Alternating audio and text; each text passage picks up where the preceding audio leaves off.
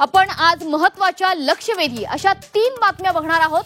पहिली बातमी आहे ती राज ठाकरेंच्या मनसेच्या मॅरेथॉन बैठकांची। मनसे पदाधिकाऱ्यांची आज शिवतीर्थवर बैठक होणार आहे।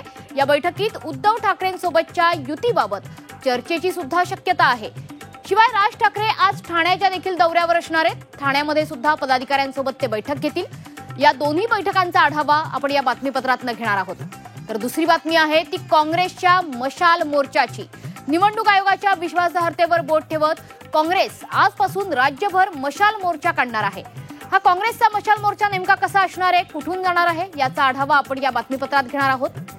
तर तिसरी लक्ष वेधून घेणारी बातमी आहे ती म्हणजे बच्चू कडू यांच्या आंदोलनाची।